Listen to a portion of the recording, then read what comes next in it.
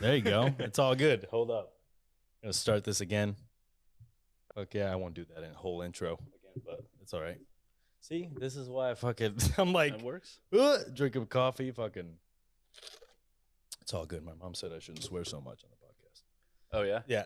I'll try to keep it down. Yeah. She's like, keep it down. Well, that's why I call it Sucio Talk, because chefs, like, in order for somebody to fully express themselves, I didn't want to put limits on the words that they could use.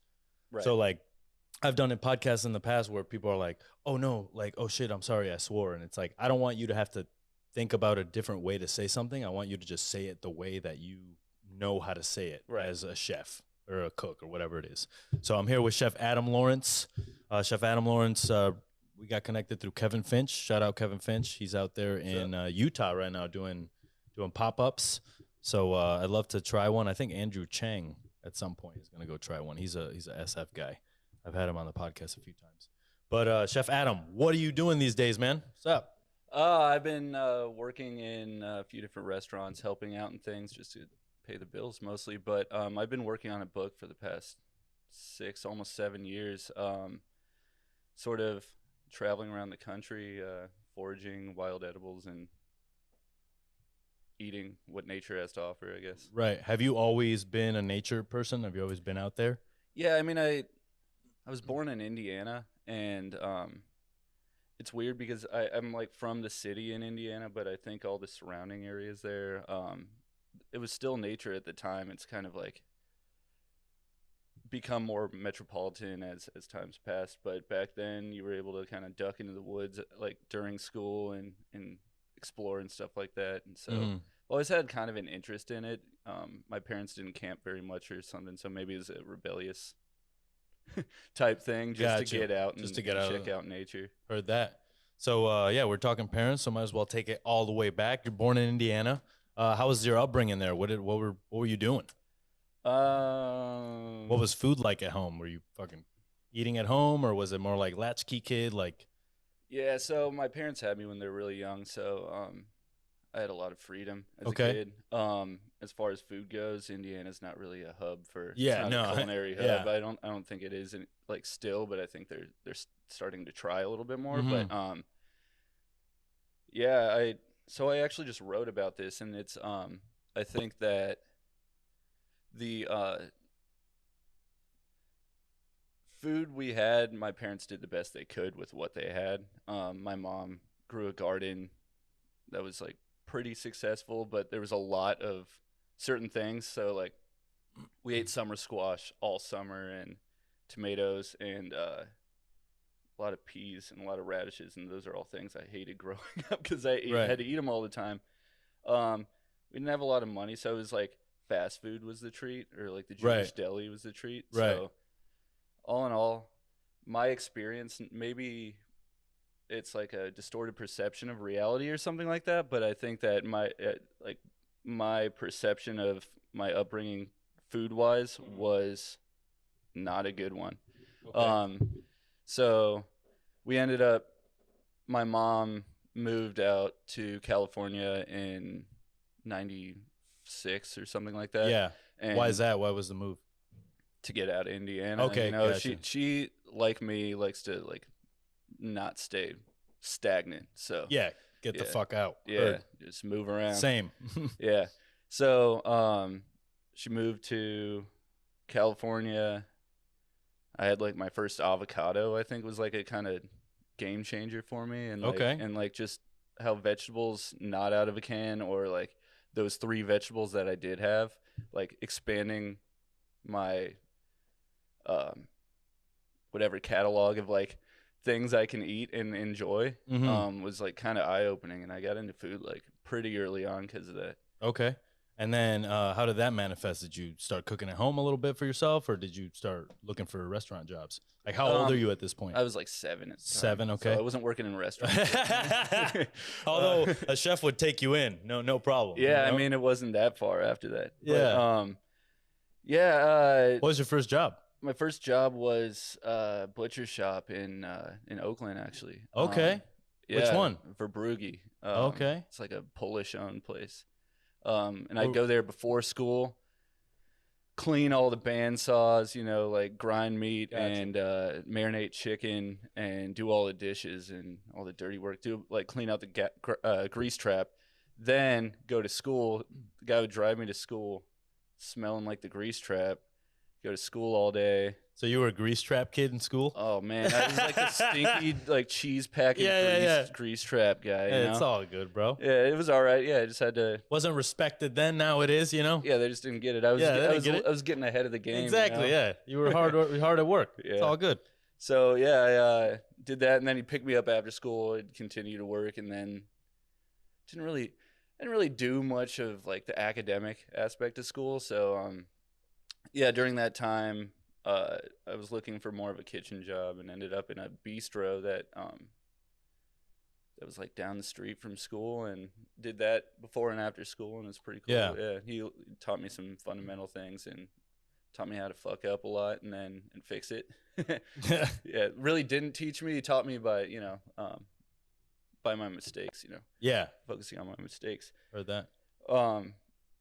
But yeah, I mean, that's like kind of how I got into it. I was watching a lot of like, you know, Jacques Pepin and Emeril Lagasse and stuff like that back then. So you were curious. I was definitely curious and like trying to recreate things on Iron Chef that were way fucking off and like disgusting. Spending a lot of my parents' money they didn't really have, you know. Gotcha. Yeah. Are you do you see yourself at that point having a career in food, or are you just kind of doing what it do? Absolutely. I think that transformative experience of like having my eyes open or whatever, you know, like being made aware of the things that do exist that I didn't know existed was pretty powerful. And so like it's like I want to do that for others.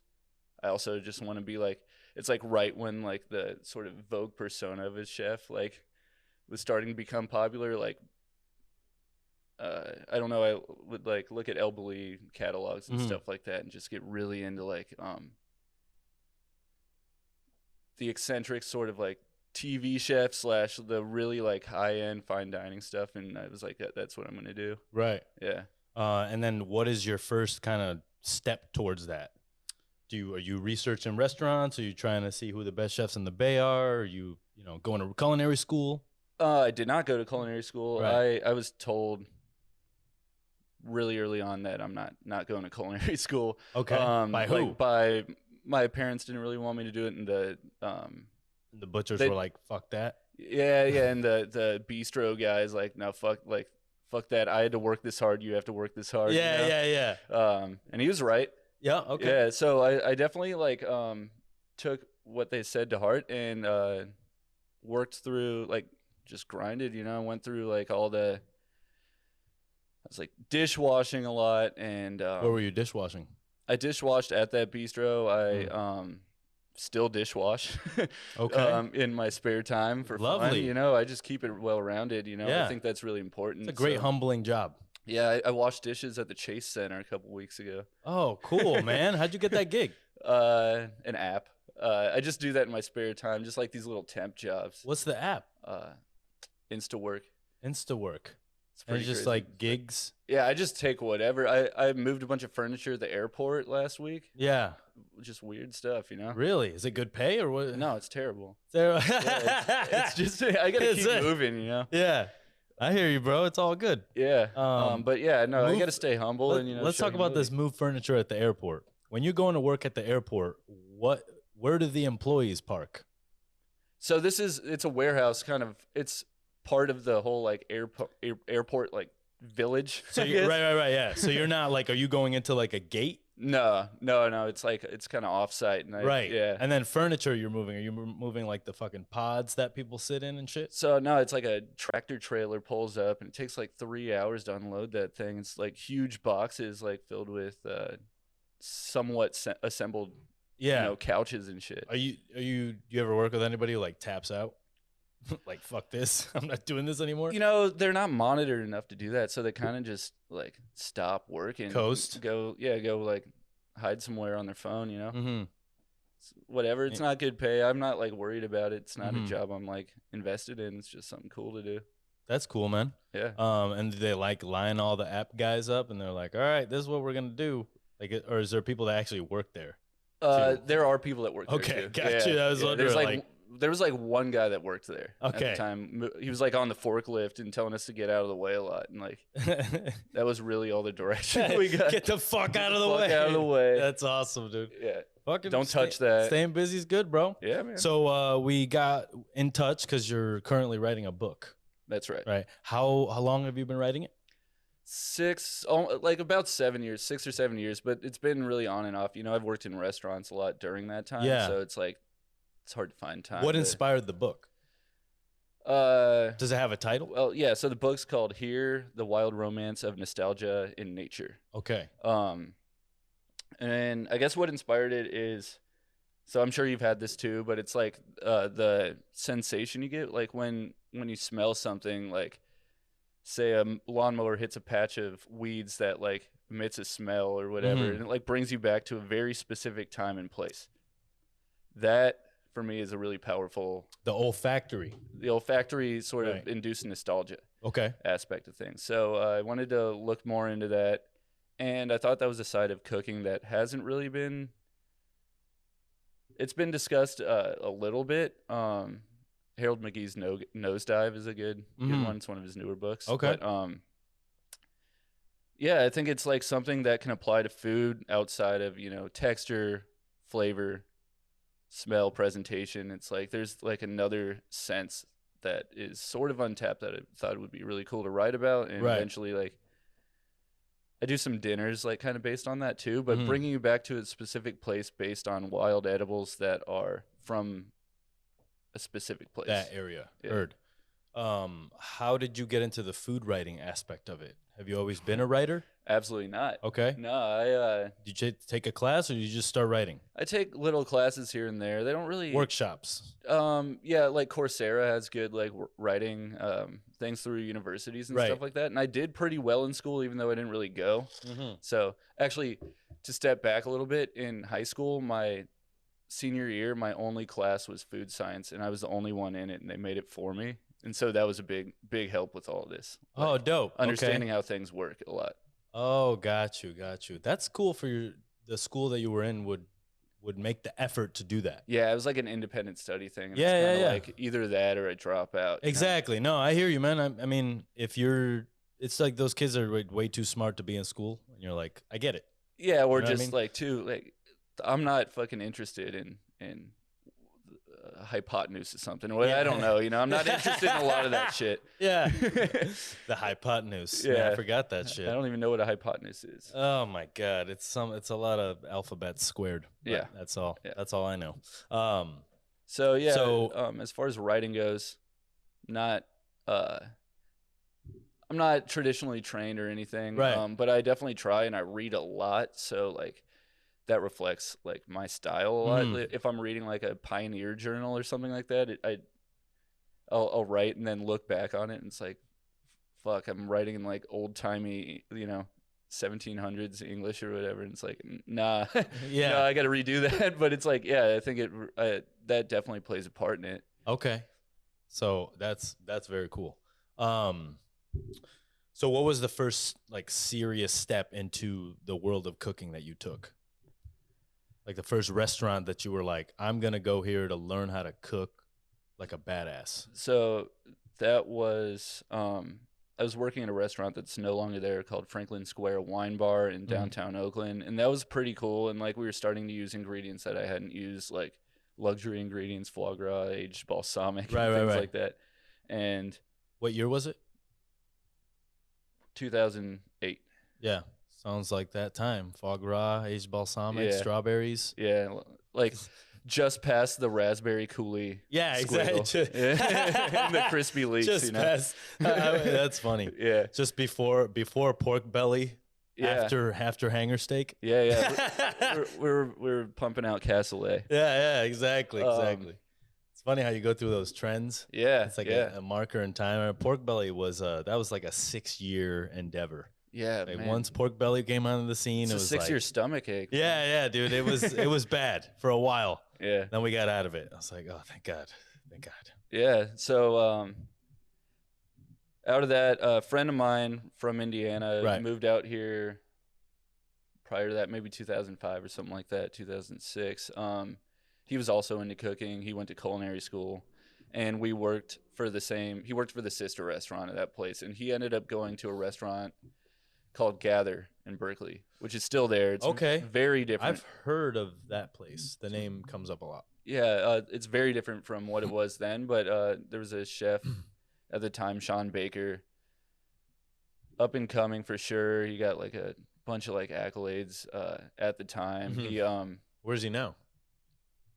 He's floating. He's not working in restaurants. Right. He got out of that, and we just did a dinner series that was really fucking cool.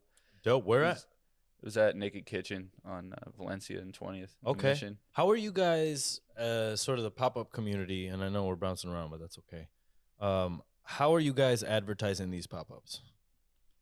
That one was I'm really like, I did it through Instagram a lot. My Instagram's not great, but it's okay. And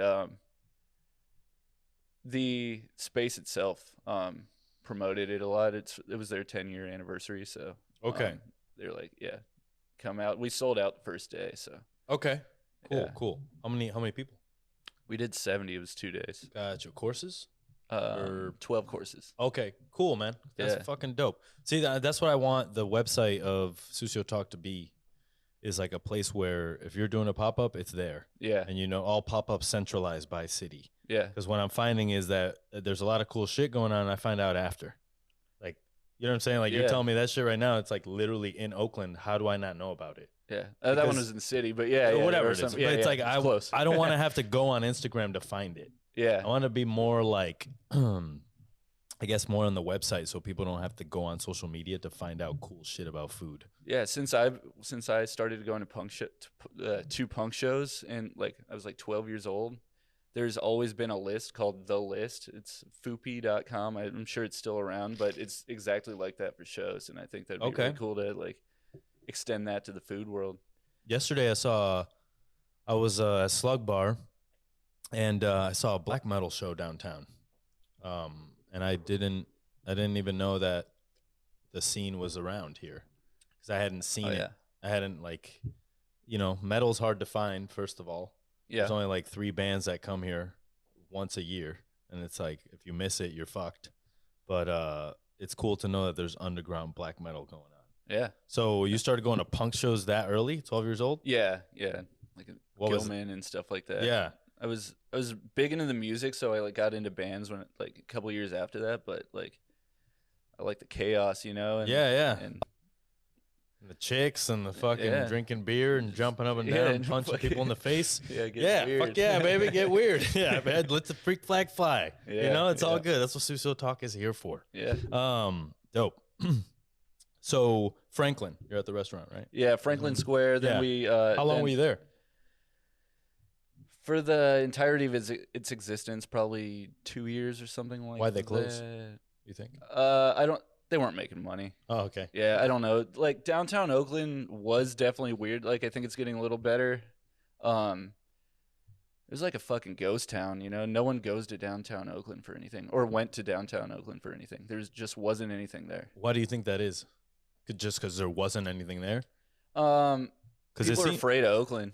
Yeah, for the most part, and rightfully so at that time. But I think that the communities were kind of east and west Oakland, and they kind of stuck with that. And downtown Oakland's somewhere in between that no one ever really wanted to go to. Right. Okay. It was like, I mean, I remember there was a 2-cover night that was like just depressing, Yeah. We did that shit in Newport, Rhode Island. It was like we had 0 on the books, and then people would like walk 2 things up the stairs, look at the menu, and be like, I'm good. Yeah. You're like, damn, bro, come in, So after that, do you plan on going to another restaurant, or what is the plan then? Yeah, so we went to Gather. Okay. Me and the friend of mine from Indiana. So you guys are kind of like we were kind of a pair for a little bit. Yeah. I like that. Yeah, he was there, like, he was part of the opening team, and I was there like a couple weeks after that. Mm-hmm. And it's fucking intense, 400 covers a night, but like really, really like meticulously plated food. and just staying at like the forefront of trends and stuff like that. I think he was really good at that. And yeah, so we did like all the hydrocolloid stuff, which was really big at that time. Yeah. And so we were like, What recipes were you using? El Bulli or Alinea cookbook? Trying to remember. Those motherfuckers figured it out. So Yeah, we were all just copying at that point. Yeah, there was a lot of Mark. Yeah. Like Mark Best stuff. Uh-huh. And like I remember he had a grilled seafoam on one of his dishes, and I think it was like Versa Whip or F50 or something like that. Like Methocel, and we were like WD-50 was really popular, so we were doing a lot of that stuff. Yep. Just trying to manipulate food however we could. Which for the most part I don't not too into anymore. Right, I don't think it was like, it's like cool to know, I guess. It's cool to know how to do it. After a while I realized that it kind of, to me, it was just like trickery. Yeah. And if you're not going to do it on every dish and you're not going to be about it for like the whole experience, and I felt like it was just like, what are you doing? Yeah, and I think in order to achieve a lot of those textures, you have to put so much hydrocolloid in, you either taste it or you get that like mucusy sort of I know exactly what you're saying. Over xanthan kind of thing. I've definitely over xanthan a lot of things in my life. Like a lot of the food in Barcelona, man. Yeah, for sure. I mean, yeah. Wow. So you're doing hydrocolloid stuff, and then how long are you staying at Gather? I was at Gather for 4 or 5 years, but did you get to management? Yeah, so I was like determined to I was working the vegan charcuterie station when I started there, which was the big thing. I think at the time it was the dish of the year for Esquire magazine or something. It was like, that was the cool thing to do. What was your chef again? Sean Baker. Sean Baker. Okay. Yeah, so we were doing a lot of whole animal butchery and a lot of vegan stuff. Right. Just, trying to appease everybody, because meat was really big then. As far as like, whole animal butchery, Ryan Farr was big on the scene and all that kind of stuff. So, yeah, doing both. And I just wanted to be well-rounded within the restaurant. So I made them aware that that's what I wanted to do. Right. Stayed late and did the whole animal butchery until I was doing that. And yeah, just kind of developed things for the vegan program and stuff like that, and that's what happened. Got you. Moved up to sous chef. Took a while, but how old are you at this point? Probably 22, 23. So you're a 22-year-old sous chef. Yeah. How was that? It's fucking terrible. You're a young manager. You don't know shit. Yeah, I wanted to be everyone's friend. Yeah, I want to be everyone's friend while you're fucking yelling at them because they're not doing whatever right. Yeah, and it was definitely a high energy environment, high passion, if you will. Yeah. Meaning there was a lot of yelling. Right. And my friends would just or my staff would look at me like, "What? I thought we were friends, Like, why are you talking to me like this all of a sudden?" I'm like, "Dude, I have to. You know, I'm sorry, but I'm not. You just have to do your job. That's right." And I learned that the hard way, that like you can't have both, really. No, you can't. No. You need to like, I think that's a mature thing to realize. Yeah. Like, oh shit, like I can't just go out and get hammered with these guys anymore. Yeah. Because then they don't respect you. Yeah, and like, I mean that those options were exhausted at that restaurant. Yeah. Because I already did both. Right. Okay. So I left Gather and went to Camino for a year and a half or so. Okay. Chef there at the time? It was just Russell Moore. Okay. He owned the place. And got you. Yeah, it was a really interesting environment, very Chez Panisse-like, where at Gather we had our own farmers, and we were very particular with the way we handled product, and just respected the produce a lot and the meat and all that stuff, and I kind of got that foundation there. And Camino was very much the same way, in a completely different way, like different technique, where it's all open fire. The CDP is the chef of the dishes they're doing. Right. So you sit down, have lunch. You're like, he's like, we have this and this in the walk-in. I wrote like I don't know, sunchoke sfumato or something on this. I don't know what that means. Just do that. And then so you just like kind of create it, put up tasters right as people are walking in and hope they're right. Right. What happens if it's not right? Scramble to fix it. Yeah. Yeah. Okay. So at that point, it's a lot of humbling learning lessons, huh? Absolutely. You're like, yeah. Dope. Yeah, I thought I was the shit because I was sous chef at a place, you know. Yeah. Not. But it's sort of like, it's like you need those evils. You need to believe that you are the best in order to be able to lead the team, to like convince yourself that they need to listen to what you're telling them. Absolutely. You know what I'm saying? It's like a hard dynamic to control because you're like, who knows how to do that? You know what I'm saying? Like there's very few that can do it very well. And, you know, I think that we both came up in hard kitchens, and after a while you just sort of take those bad habits and then you apply them, and then you realize this doesn't work. But then you question because you're like, but it worked on me. So what, you know what I'm saying? Well, yeah, I feel like you also have to like keep up with the times. Yeah, with the times. Yeah, people have feelings now, or they're more vulnerable. You know, which is a good thing. The feelings matter. Yeah, because before it was like, oh, you're sad? Shut the fuck up. Shove that way the fuck down. Yeah, hide that shit. Exactly. Then the way I came up was like the kitchen is a prison yard, and like you're gonna let motherfuckers take your fucking cupcake or not? You know what I'm saying? And it was like that was the way it was. Never worked in any kitchen that was like sabotage. Like there was a lot of those places going on, but no. So Camino, what stations did you work? I worked. What was the food there like?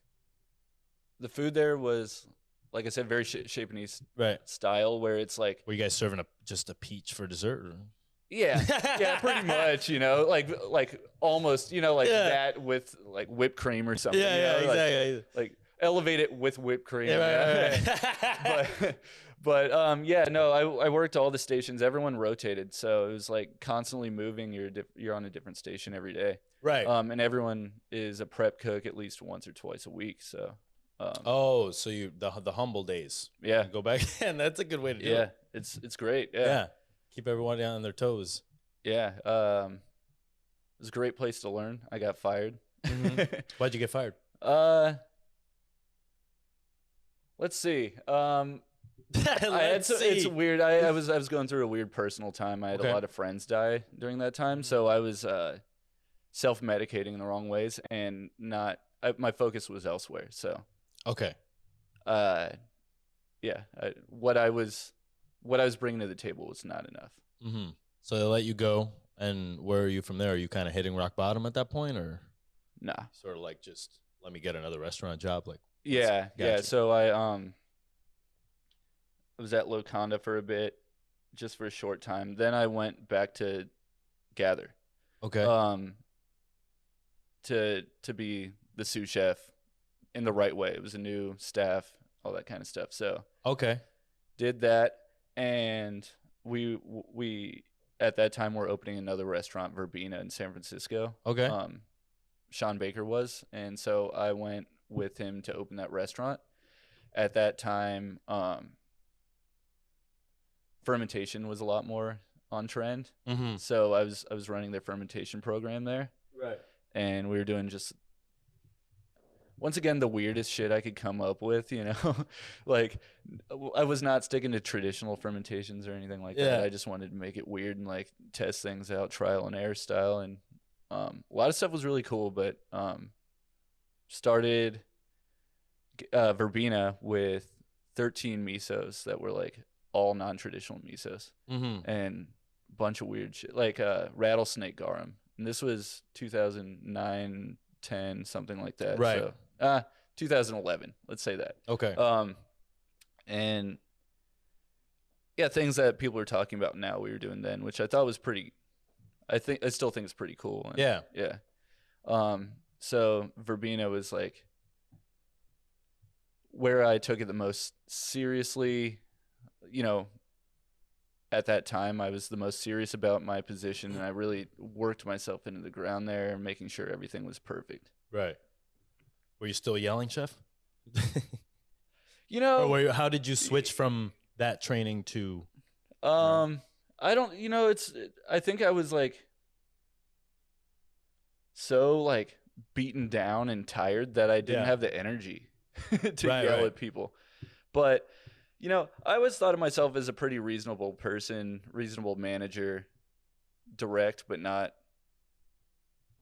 going after your personal life. Not yeah. screaming at people. Yeah. But I've been told otherwise, so I don't really.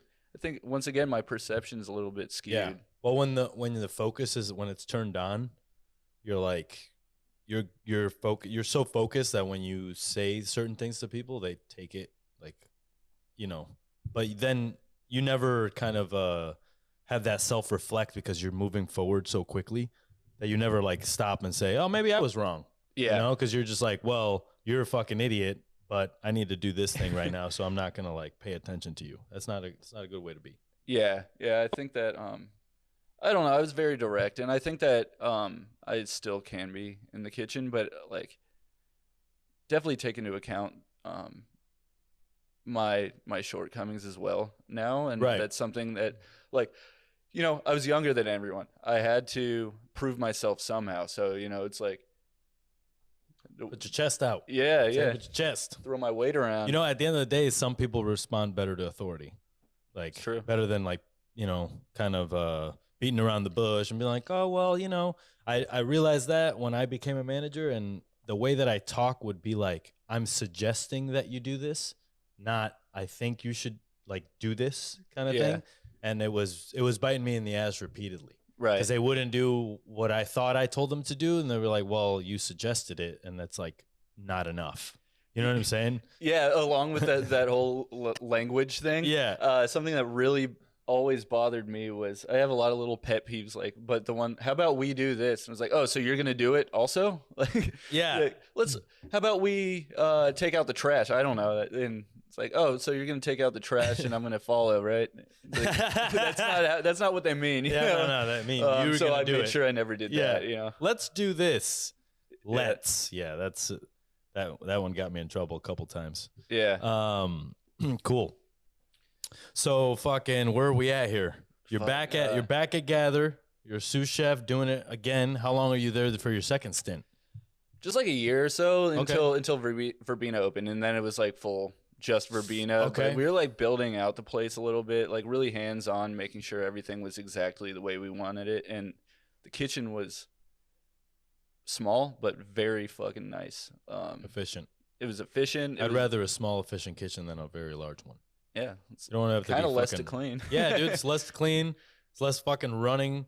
You know, fucking. I think at Charter Oak, such a big kitchen. It's like 18 to 20,000 steps a day, just like between getting to the office to pastry to fucking the front. And it's like, god damn, you know. Yeah. It's crazy. So you build this place out. You open. What's the opening like? You guys do a soft opening or did you just go full bore? Yeah, we did. A trial run, which was 2 nights, serving half the staff each night. Mm-hmm. That was pretty good. Then, soft opening. Then it's like balls to the wall. And I think that we weren't really you never anticipate how many people are going to come through there, and we were taking walk-ins almost exclusively. So it was like pretty fucking intense. In the area it's in Russian Hill, but that's right when the marina started like moving into Russian Hill. So it's a lot of like uppity rich, you know, like wine drinking, I don't know, young ladies or whatever. And so it was like tennis students. They really they're really particular about what they want, and even if they don't know what they want, they just want to be like, you know, they want to like have control of what you're doing because you're the help, you're the ones working for them. So it's kind of hard working for that clientele. Mm-hmm.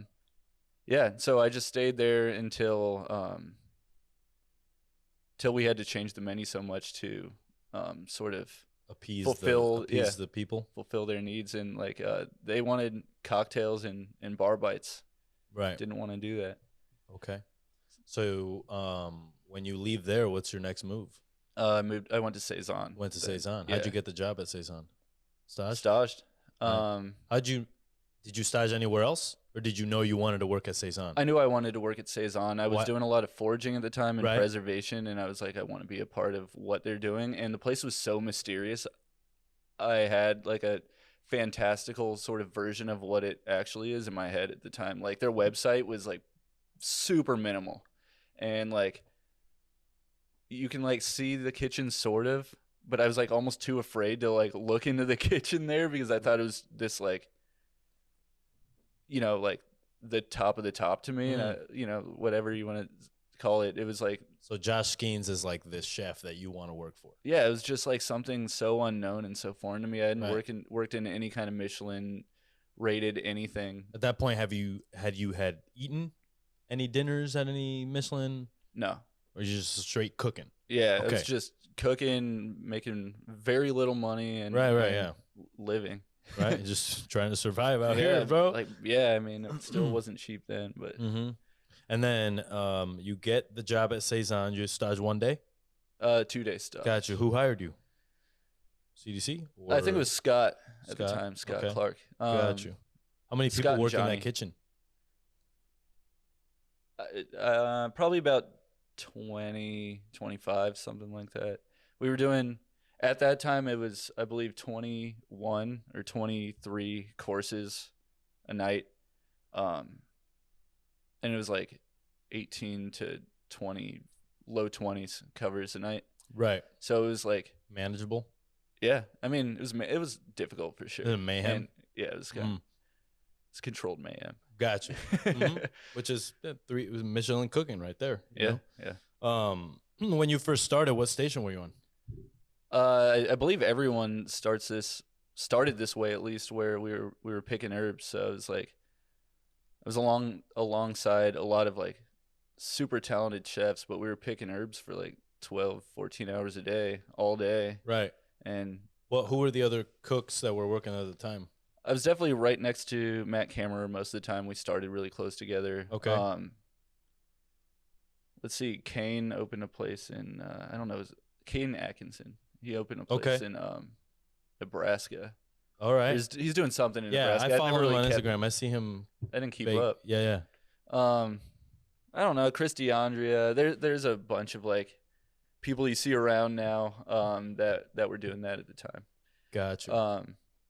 Yeah, and it was like for me, it was like I need to do something to stand out. So we'd bring all these herbs in from the farm. If I didn't like the quality or I thought I could do better, I would throw that shit away and go get it myself before service. And I don't know if anyone knows that to this date, but like I was like, so like, they I bring could go you forage my own shit. They bring you the forage shit, and you'd be like, "This is garbage." Yeah, this isn't as good as it could be. Right. Yeah, I wouldn't say maybe I said garbage at the time. I'm a little Right. bit judgmental. Yeah, but, yeah, you know, yeah. It's like, It's like, fuck these ingredients, throw them in the trash. Yeah. Go get your own. That's it's like, go funny. get my own. Okay.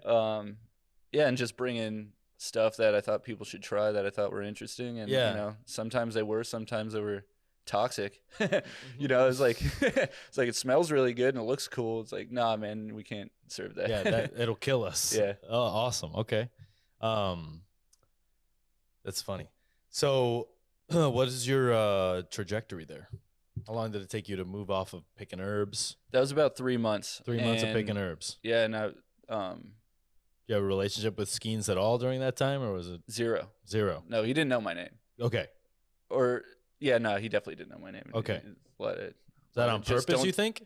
Yeah, he just didn't talk to me, and like people usually like get weeded out that way, where it's like, what is the purpose of knowing this comie's name if he's not going to be around? You know, if he can't hack it, so Yeah. you know, you got to kind of wait.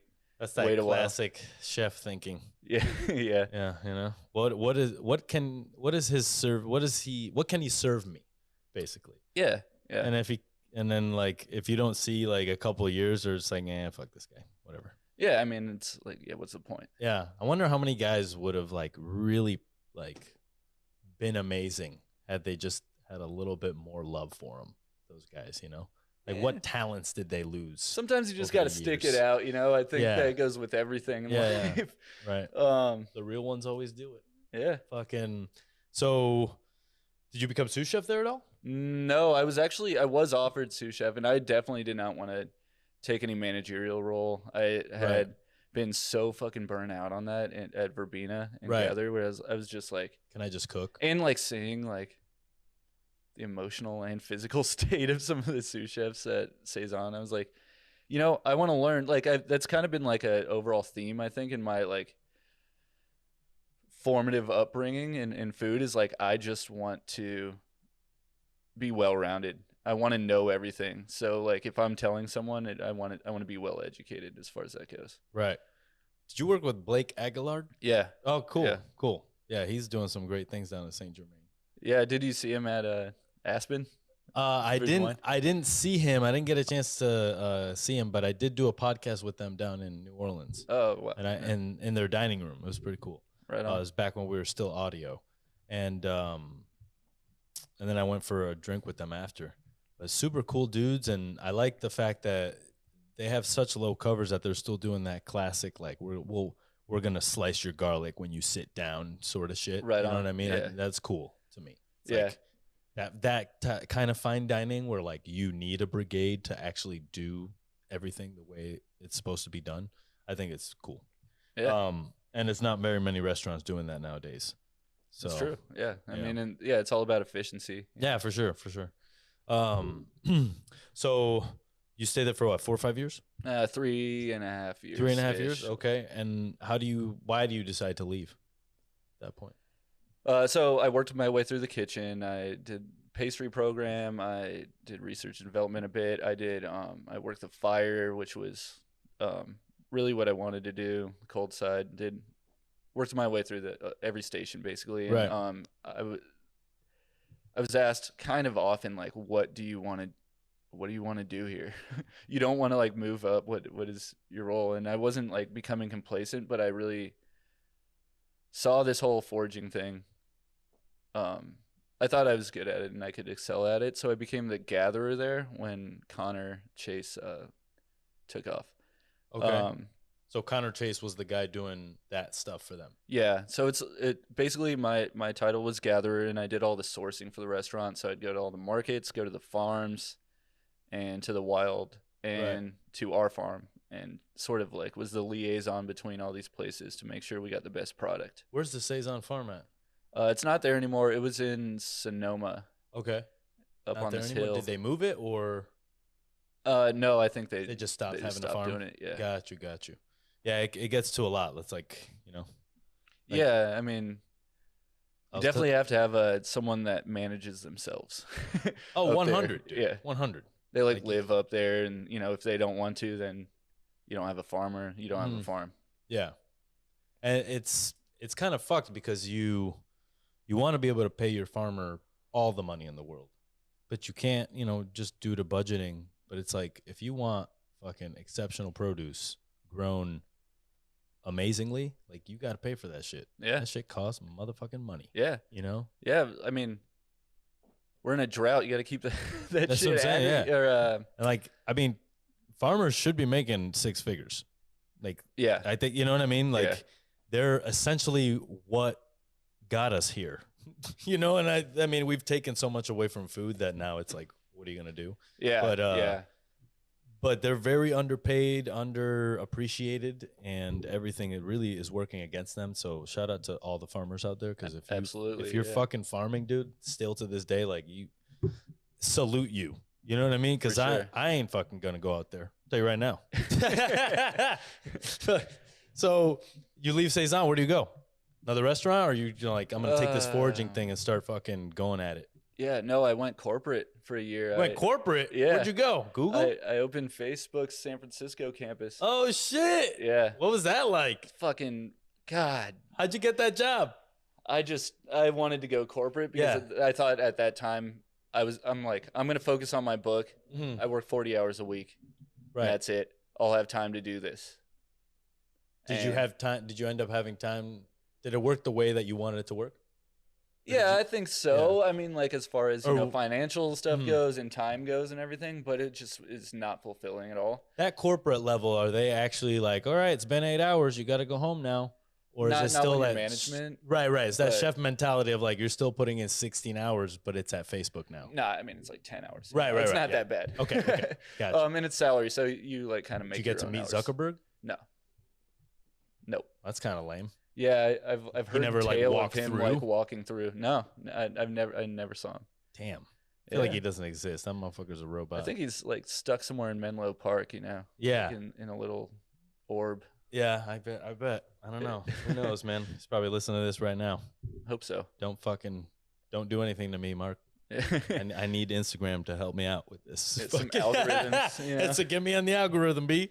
Very cool. So when you're opening the program for Facebook, like what are you doing? You're opening a cafeteria, basically, right? Yeah, so it started with 1, ended up being 5. 5. Yeah. All right. How many employees there? Fuck, I had 60. It was in the 60s. Right. Dishwashers and cooks. Yeah, it's cool. It's pretty interesting, and you definitely learn a lot of like the organizational side of things, and like you have a pretty good sized budget, so I don't think like everyone necessarily focused on the financial side of things, but you had the ability to if you wanted to, and I tried to do that. So like once again, rounding shit out, you know? Yeah. How many people were on the opening team? Probably like 40 or so. Really? Yeah. It was a lot. But yeah, it was like we had to gear up because they were still building the building. They were constructing the building, and as floors open, you had to be prepared for that. And sometimes we weren't made aware of how many people were going to be in the building, you know, that week or whatever, that day. So you were just in the shits always? Kind of, yeah. And it was breakfast, lunch, and dinner, and with a daily changing menu. I never repeated a menu once. Damn. They had to have like a theme, and like, you know, dietary restrictions were a big thing, so you had to have something for everybody. Are techies easy to feed? No. Hmm. And it sucks because like when you do something you're really proud of, which is already hard to do in that environment, they want fucking sustenance, you know. They're working. They want like if they want meat and potatoes. Want either they want like a kale salad with no dressing or salt, or they want mashed potatoes. Yeah. And like that's just not how I cook, and that's not really what I want to be doing. So that was not the most frustrating thing, but that was definitely one of them. Mm-hmm. And how long did that gig last? I was there a year. A year, and then you were like, I'm out. Yeah, I mean, I can't be in an environment where I can't tell someone to do something and with no repercussions behind it. So like disciplinary action was a big thing for me. Whereas like you have to go through these motions in HR like constantly. I was just constantly filling out forms and talking to like everyone's got a job, so I have to talk to this person about this thing, or like this other guy who's going to talk to someone about fixing a electrical outlet or whatever, you know. It's like just I don't know. I can't do that. It's too disconnected, you know. Right. Do you have something planned after that, or do you just like, I'm going to focus on the book for a little bit and then find another job? I helped out at Avery a couple times. So, dope. And I lived above Rodney at the time, across the street from Avery. So we ended up going there for a little bit. Right. Okay. Just a little while, you know, to hold myself over. How long? I was there for like 3 months. 3 months, and then you bounced? Yeah. Ended up doing a couple other things that, like a couple like somewhat fine dining places, and then took off to Denver. Okay. Why'd you take off to Denver? Felt like I exhausted my relationships in the Bay Area a little bit. I'd been here for so long, and I've especially when I was drinking a lot, I feel like I had a really intense persona, I guess. And was like, that during your time at Saison or after? Yeah, Saison, like that whole time basically. All through time. Okay. Yeah. I think that came from the punk scene too, where I was like part of the cool kids kind of, because I was in a band, but I was like the least cool of the cool kids, so I had to prove myself all the time, and I kind of like let that translate into my work. And And I mean, it does have some overlap there where it's like you want to be the boss, so you want to be really like, You want to bark the loudest. yeah, you want to have your personality shine through like the Right, right. others, or else people just kind of step over you. Was you that know? an issue at Saison for you, or did they invite that? Did they like that? I think they liked it. I Right. mean, I mean, I feel like I definitely was able to, um, I don't know. I was able to take the abuse because I gave it in other places, and I was able to, also, yeah, make myself be known and not just kind of fly under the radar and build up time on a resume. You know, I wasn't there for that. Right. So, I think in order to do that, you kind of gotta stand out in a way. Mm-hmm. So after all this time, are you thinking about not drinking anymore? Like, Yeah. does it come to a point where you're like, I can't? Yeah, I mean, it took me some time to go from I know this is a problem for me, or like I identify this as a problem, to like forcibly just not drinking, and like focusing on other things. So yeah. Okay. At this point, how far are you into your book? It was about here's the thing. I wrote a lot during that time for the book, but it had a different title, had sort of a different Idea. different like concept going on. And my writing was garbage because I thought I was like so fucking creative and like thinking so far outside of the box, that like in hindsight that shit just didn't make sense, man. It's like I'm like, there is a specific sort of like basic format that you need to write with in order for things to make sense to people. Even if it's like somewhat outside of the box, you still need to kind of think about what you're saying and make sure people understand you. Right. Okay. And you did this through workshops? At that point I was just writing, Right. just thoughts, things like that. Okay. Like I have one of those little voice recorders, so Okay. I'd like be driving in the car for Saison, or like on the road for whatever reason, or just have something pop into my head and just record that and write it down. Mm-hmm. Okay. Okay. So when you originally started writing the book, what was the original idea? I think so the way my mind works is I feel like I have all these like ideas and projects and pathways that go in a million different directions. Those branch off into micro idea kind of things, and Right. that's kind of infinite, right? And I think that the same basic idea was the same, but I was going down these avenues and then losing that idea or forgetting about it because I wasn't writing it down the right way, or I was like, or it didn't make sense, or I was just like, I don't want to go so far down this path that I want to now like talk about the science behind like why a cheese mite's excrement tastes like lemon peel, Right. or something like that. It like, so I decided to sort of get rid of everything, start with the same basic concept, and focus on one specific sort of avenue and really hone in on that and let that one branch out a little more. Mm-hmm. And what have you learned over 7 years of writing this book?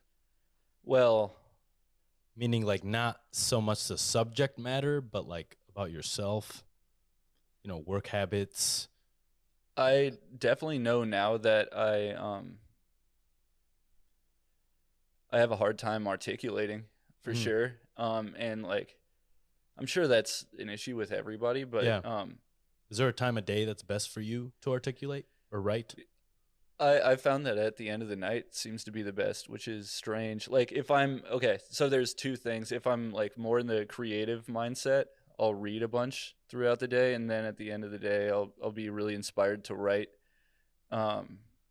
based on write about things like personal accounts of things, or like describe an environment or something like that.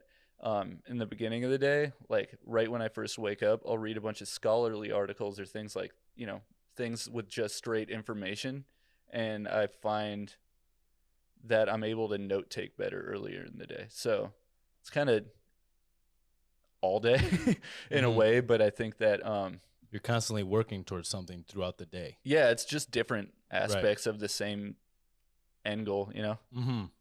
And do you plan out your week ahead of time, like, you know? I can't, you know. I mean, the thing with the book is like I have to do it when I have time to, and because I need the time to write.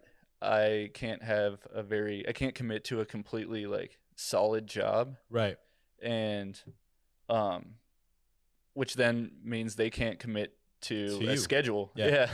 So no, I can't really plan on anything, and that chaos makes it very difficult, but it also it's kind of what you lived in anyway, so it doesn't matter. Yeah, that's right. Yeah, I think it comes back full circle. Yeah, the cooking world definitely prepares you for shit not working out. Yeah, adapting. And like, you know what I mean? Like, you know, it's like how many times I'll tell you, like, sometimes I go and do events again, and it's like I'll make this dumbass mistake that I'm like, what the fuck? You know what I'm saying? And it's like cooking humbles you every fucking time. Yeah. You either poke yourself with a knife, or you either like, you know what I mean? Yeah. Like, you just, these little mistakes, especially because we're coming from that Michelin star world where it's like a pinball machine of like correction. It's like, they're always like, don't move like that. Cook this way. I need the sauce now. It's like a constant fire. And when you don't have that, and that's what I'm getting at here, it's like doing this podcast is much different than being in the kitchen. So how do you focus and find the same kind of like fire to do this in this different setting? Yeah. You know what I'm saying? Yeah. It's a struggle, man. Yeah. I think that at this point, it's like I'm motivated by the amount of time I already put into it, and I'm motivated by like, you want to make this a thing. Yeah, I think so. I mean, at least this book, I really want it to be. I put this much time, this much effort, this much fucking mileage on my car and gas money and shit. Right. It's like I put this much into it that it can't not be perfect. Then you find the struggle with the same sort of like avenues and like wandering mind in the rabbit holes where it's really difficult to stop. Right. And it's like nothing's ever perfect, and you have this open-ended thing where you just need to be content sometimes, and that's really fucking difficult with food, and it's really difficult with writing. Or anything artistic. The art of restraint. Yeah. It's a difficult thing. Which I guess makes great artists. Yeah, like, yeah. They know when the last brush stroke is. It's fucking hard, man. Yeah, it definitely it's hard to know when to call it. For sure. That's why I find that it's better to do things when they're not perfect. Most of the dishes that get perfect are the ones that are not perfect to start with. Yeah. Usually the dishes that are like, oh, this is gonna be bomb. We're fucking killing it, and then you like do it, and then you're like, this kind of sucks. Yeah, or it's just like I put so much time and effort and like thought into this, and it's a fucking whatever. It's lasagna or whatever. Yeah, it's like, exactly. It's nothing special, you know. Yeah. I don't know. Lasagna can be special. Sorry about that. Yeah, I mean, dude, I made a fresh pasta lasagna for the first time ever in my life, and I worked fucking hard on that thing. And at the end of the day, it's like people realized it, and they were like, "This was the best thing here." Like, and that really made me feel good. Yeah. Like it would have sucked if I put all that time in it. People didn't say shit. To me, I'd be like, "Damn, yeah, I'm never making that again." You know what I mean? Yeah. So where do you stop? Like, how much content do you have? Do you have a couple volumes of your book that you don't even know about yet? What's been the struggle? I'm not going to add any more chapters. I know to stop doing that. Mm-hmm. I have really honed in on the chapters I'm doing, and those are kind of not ending, but that's okay. So I have like two parts really. Mm-hmm. The first part is informative and like the science behind things. Methods of flavor extraction, methods of preservation. Let's see, like the sort of neuroscience and the semantic or etymology and things like that behind nostalgia and why olfaction triggers that. And then the second part is the harvest, which is more like feet on the ground, boots on the ground, whatever the term is, and sort of personal accounts of harvesting. And then recipes and things like that. Right. So the framework's there. pretty much done. It can be done now, but I'm gonna keep going until someone stops me. You know. Right. Okay. And then you've been trying to find a publisher. Is that what? Yeah. So I naively thought I knew how to just bypass everything and skip the steps and talk directly to publishers from a personal standpoint. That's not how that works. They don't want to hear that. Right. You have to go through the work. So I'm going back and I've been looking for literary agents, and that's going okay. But that's harder than getting a publisher, I think, because you have to find someone to believe in you and vouch for you. Mm-hmm. So doing that and going through the proper motions, which involves, promoting my book how I can so I get some following, Mm-hmm. Mm-hmm. Okay. You can't just something else I've learned from this book thing is you can't just be a phantom and be really mysterious like I've been trying to be, where it's like, what, this guy's all over the country and posting things on Instagram or whatever from all over the place and no one really knows where I am. There has to be some kind of end product or something at least for someone to look forward to. And so now I have to put myself out there more. Mm-hmm. Which is it difficult for you? I just don't want to do it. It's an aspect of the book thing I didn't really want to have to take part in. But got you. I think there's a lot of things that, when I started podcasting, like I told myself, like, I'm not an editor, so, I'm just going to get a podcast editor. And it's like, bro, it's like fucking $300 an episode to like properly edit your podcast. So I'm like, fuck, I'm just do it myself. You know what I mean? I'm like, I don't want to edit videos or do any of that, but it's like, it's a necessary thing to be like, you have to do it in order to fucking. Yeah. You can't just have all the cash and prizes without the work, exactly, no. But that's where I think that Michelin world kind of, because everything's there. Yeah. I need water. I need onions. Someone had to work to get it there, though. Exactly. But it's something that as a cook, you don't really think about all the time. Right. Because you're just like going forward. Yeah, and I feel like if you disconnect yourself from, like, if you become management and you, like, shoot straight to sous chef or whatever it is, or higher, you don't appreciate the little things that are happening, to get you to the place to get your mise en place together or whatever it is. The commis are working their ass off. I still wash dishes. Those dishwashers are in there making sure everything's perfect. You can't complain about the fucking smudges on your pans or whatever if you don't do it yourself. Right. And I feel like more and more I see that, like, people are like, well, I have, 6 months here and there on my resume, so I deserve to be the chef now. It's like, I can't roast a fucking chicken. I can't wash the dishes. I can't fucking clean the grout on my station or whatever it is. There's a lot of work that goes into getting you to that point. Right. Because you need to know how to coach the next generation. And if you don't actually know how to coach anybody, then what's the worth of you being a chef? Yeah. The chef of a place. Yeah. You know what I mean? I think Instagram has kind of had to do a lot with that because people see it online. And not to mention, there's a lot of people that just make food content that make way more money than actual chefs that have been out here for a while doing it. Yeah. And it's like, I think that causes a sort of like this view that's like it's not real. Right. Like it's this success that's like, and they're just at their house feeding themselves. And I say to myself with this food content creation, I'm like, okay, can we do this dish 80 times the same for paying customers? Yeah. If the answer is no, like, can you train a team to fucking do that dish? If the answer is no, then you're not a chef. Right. Chef is a teacher. Yeah. And, I also, we live in this world now where people are like, don't call me chef. It's got like this negative connotation to it. And it's like, I'll be damned if you take that word away from us.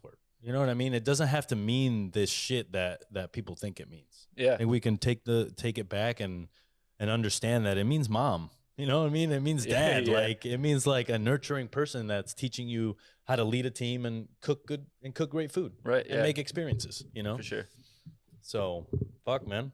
Do you have goals like when you should have this book out and done? I'm pushing for 2000. late 2023, I'd say. Late 2023. All Hopefully. right. If you were to get like all the things you needed for this book tomorrow, could you have it all ready to go and packaged and like here you go, or do you still have a lot of work to do? I got some traveling to do, but the way nonfiction works a lot of the time is presenting more of an idea, incomplete manuscript, all that kind of stuff. Presenting that to the publisher, you get in advance, so you're able to do things like be boots on the ground. And I still need to cover more of the Northeast and the South, so that's where I'm at. I'm like up to that point. Mm-hmm. And something I should mention also is that about 50% of this book is the quality of the photography that goes into it, and Joseph Weaver is a big part of that, and he's kind of really very cool. Yeah, so he's been with me this whole time. And, so I bet having him, because like you said, your following is not that great on Instagram, but his following is. You know what I mean? Like that motherfucker is like all over the place. Yeah. So it's cool that a guy like that believes in the project enough to like be there. Yeah. You know, and like actually support you on what you're doing. So shout out to Joseph Weaver. Maybe we can have him on the podcast. Yeah, the biggest shout out. Biggest shout out from the mountaintops of Sucio. That's right. But yeah, you got some stuff here. Let's try this stuff. What do you got? What do you got? What'd you bring? Let's see. So this is mostly stuff I brought back from the Southwest. Right. We'll just put it on the table here. From Arizona, southern Utah, and New Mexico, northern New Mexico. Let's see. This one is wild Russian sage. So a lot of it's high desert, a lot of sages, a lot of sagebrush. That one's really strong, so it might have kind of gotten its aroma on the that's what that looks like, people. Rest of the stuff here. Oh, it's kind of got a faint rosemary smell to it. Yeah, for sure. That kind of looks like rosemary too. Yeah. The thing with So usually when I harvest this, I start like formulating ideas about how I'm going to use it in recipes. And with this, I want to do a Southwest, actually like more mountains area, bread and butter course. And I want to do, so the coating that's on the outside of aspen trees is actually a wild yeast that is pretty much not used ever. But that can be used in leavening, especially in mountainous regions where the elevation's higher. So you can make like a unique aspen sourdough. That's the flavor of the Rockies. Yeah. And the idea is to do that and then smoke wild Russian sage with wild Russian sage and make a cultured butter with that. Got you. So bread and butter. So that yeast that grows naturally at that high elevation, does that just, because that yeast already naturally lives up there, does it make it easier to cook bread with it? Because usually that's the biggest issue. Like you're not, the fucking elevation's off, the air's not the same, the bread doesn't rise the same. No, I mean, I think the activity is still the same, the bioactivity is still the same. So I think it really has to do with temperature control, humidity control, and I mean, you can use pressure to your advantage or disadvantage, so it's really about time as well. Right. Okay, I see. Let's see what else. What else you got? I got these. This is Utah juniper. What the fuck? Okay. They're big green juniper berries. They will ripen, and I do have ripe ones that I didn't bring because those are for me. But this is a green juniper. I'd use that mostly in teas, or something I've been thinking about is doing like a sugar-heavy game cure on it.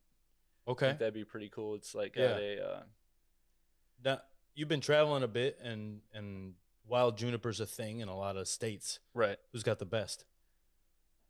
I mean, I am definitely like pro California on a lot of things. Okay. Still, just maybe because it's more familiar, and it was such a formative time of like, your foraging time of like, of my like, I don't know, like just like something that had opened my eyes more than it had anywhere else. So right.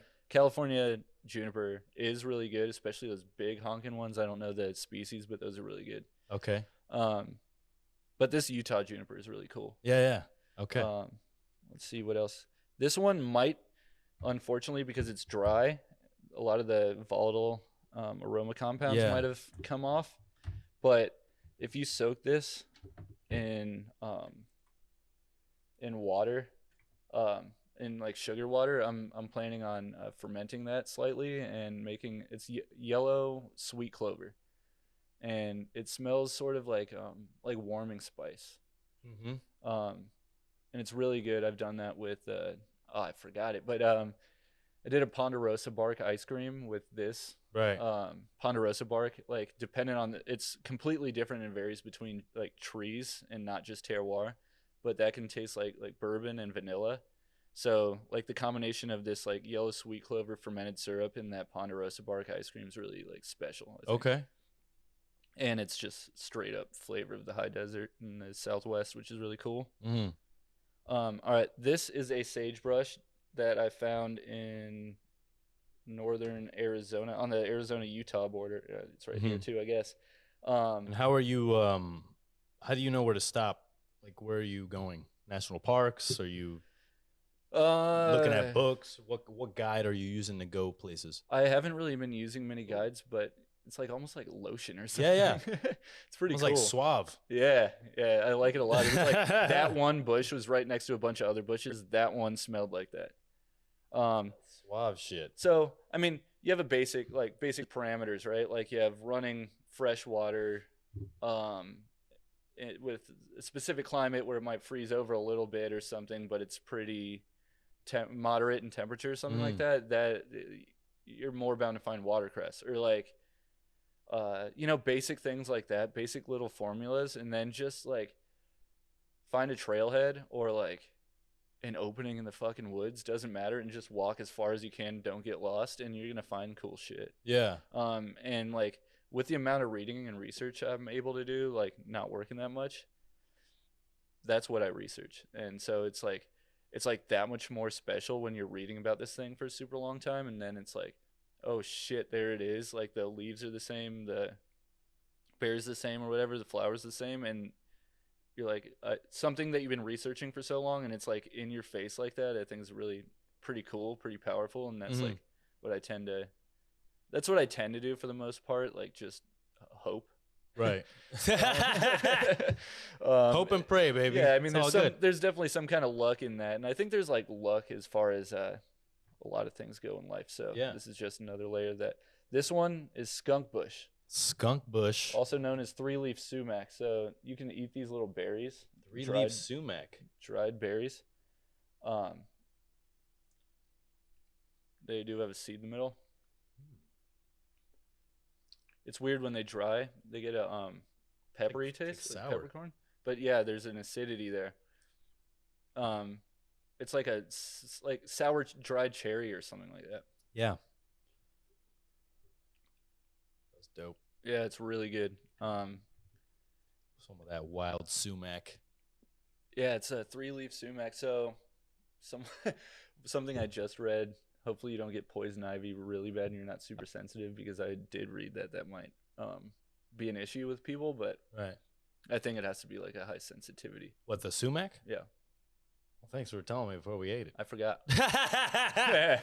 No, you'll be fine. Just don't touch my dick. We'll be all right. Yeah, no, I mean, it's not the itchy type, but it's like it might like give you a little frog in your throat or something like that. But right. I'm sure you're going to be fine. You know where I had a frog in my throat? I went to Mexico recently, and I did this stuff called gambo. And it's basically like some plant that they dry, make into a powder. And they burn you with holy stick.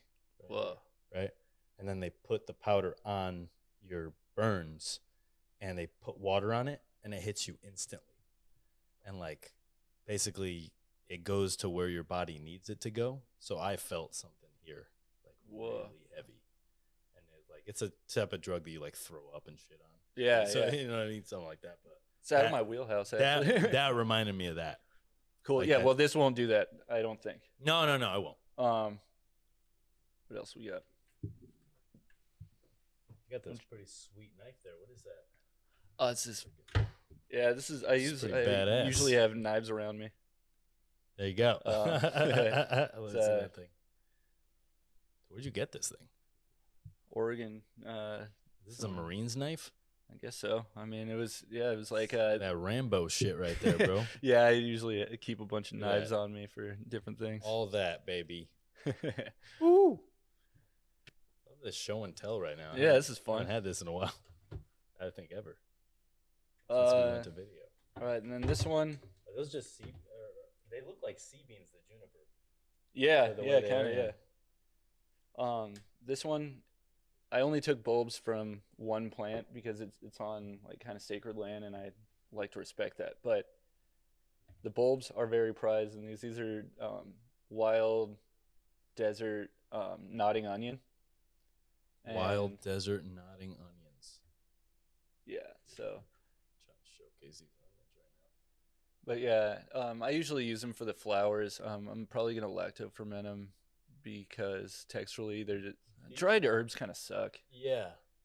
They look like chive blossoms when they're fully like fresh? Yeah, but they hang down. They hang down. Okay, and they're not like more of a open. bellflower. Oh, all right. Kind of like the wild onions that we have here in California. Yeah, the white ones. The the ones that you find with the seed pods in them. Yeah, those are 3-cornered leeks. Mm-hmm. But yeah, these are great. They taste different for sure. Trying to not do mouth noises in the mic.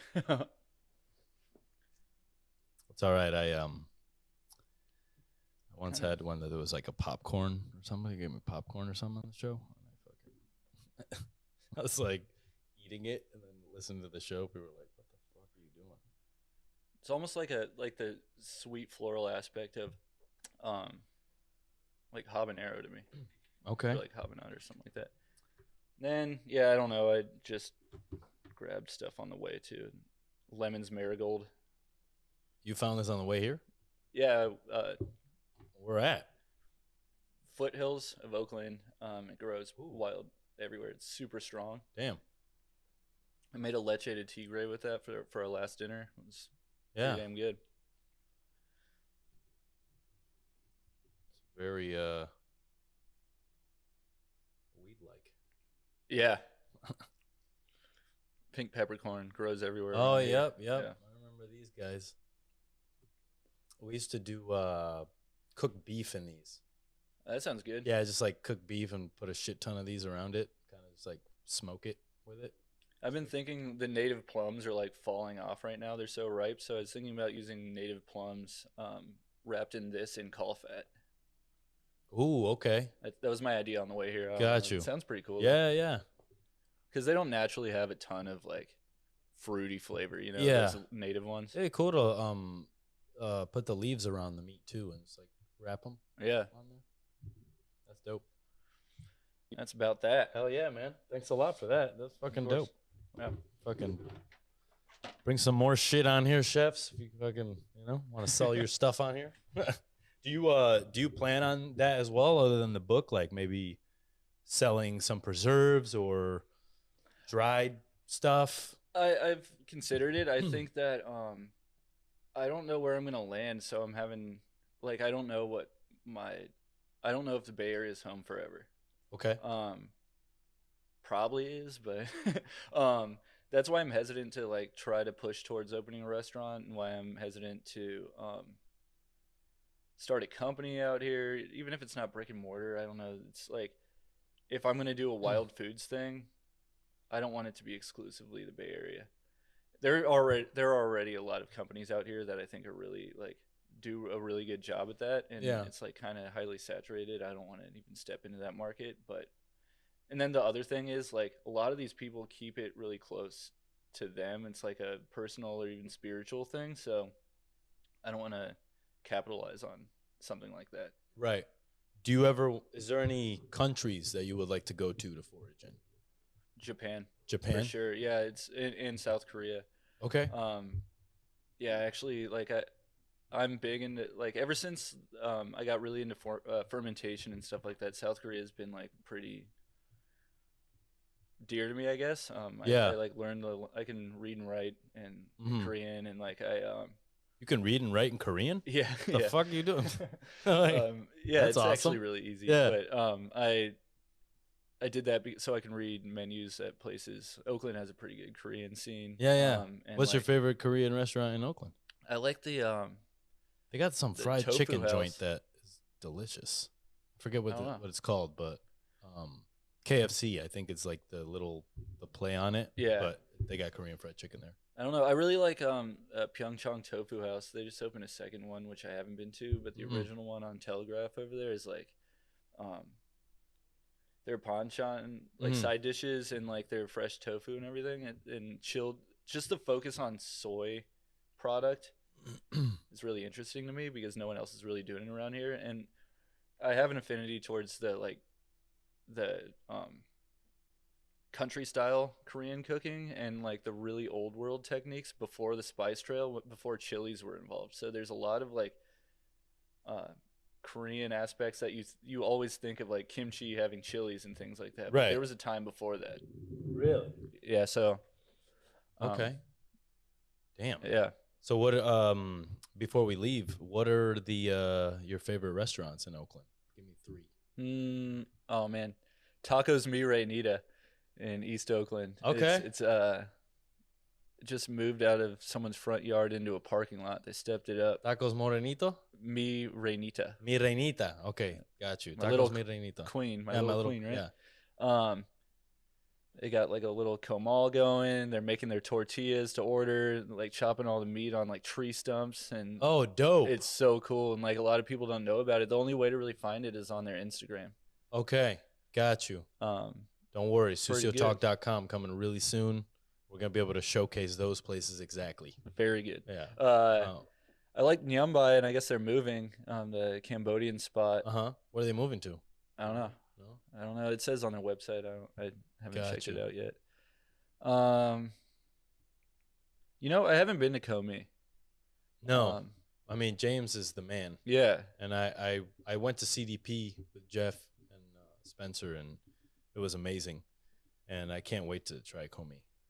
Yeah. That guy has been doing it before anybody else was doing it. For sure. Yeah. He was doing it, and what I bet other chefs and his peers were like, "What are you trying to do over there?" You know what I mean? Yeah, He's- especially here. Yeah, It's like- dude. yeah, it's kind of crazy. And it's like it's a lot of respect to him. Like he basically made it so the restaurants that exist here now can exist. yeah. You know what I mean? For sure. So shout out to James Scheibout. Yeah, and then I think lastly in Oakland, all of the people that kind of came from the Shapenese family, there are some things that I don't know, but from an experience and a food standpoint, things like Pizzaiolo, Camino, there was Homestead on Piedmont. That whole group does something that's like truly like just simple French-ish. I'm saying simple French food because that's Richard Olney's book, and I think that they kind of encapsulated his ideology as far as food goes. Like it's like simple, rustic, and tastes great, and it's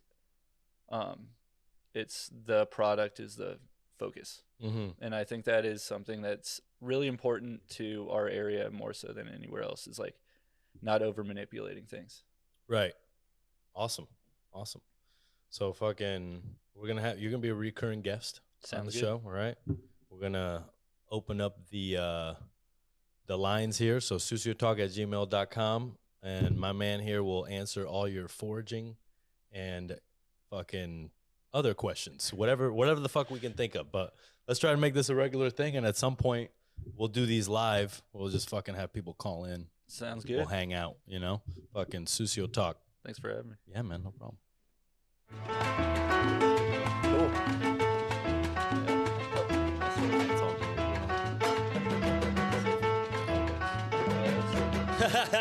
good.